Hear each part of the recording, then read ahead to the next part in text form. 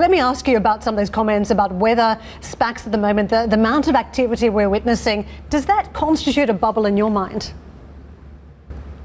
I think it's certainly been been very active, hasn't it, in the last 6 months, especially. Whether it's a bubble, I think we'll see. These SPACs have 2 years within which to make their acquisition. For me, it's a product which gives investors access to smart people, to private equity executives. These investors might not have already got access to private equity institutions and private equity style investments before. So for me, it's a positive. Clearly, there are going to be some failures, but I think also there are going to be some successes. And increasingly, as we see the quality of the sponsor coming forward, such as the people you just mentioned, I believe that we are going to see more successes, and that's going to help bolster the market.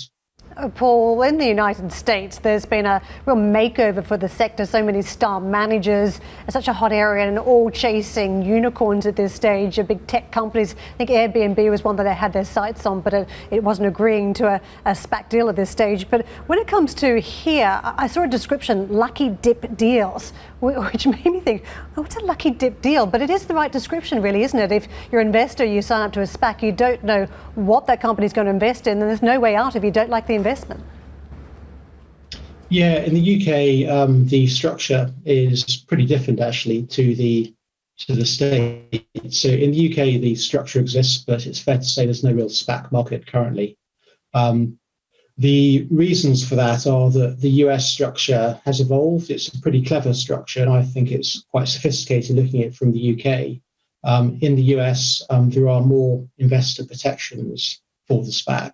So in the US, investors get a vote on the acquisition. They also get the ability to get their money back.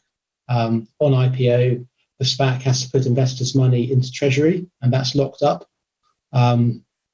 So investors are guaranteed to get their money back. If they don't like the acquisition, they can redeem their shares.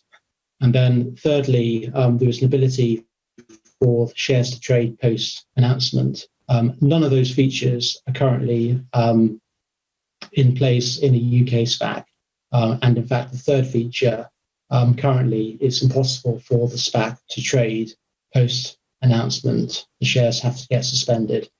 And then the listing is cancelled pending readmission following production of a larger prospectus, which effectively means that if you are an investor in a UK SPAC, you don't get the ability to vote on the acquisition.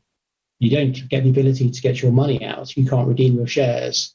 And once the acquisition is announced, you can't sell your shares in the market because there is no trading. So it doesn't sound like a very good deal for investors in the UK SPAC model currently.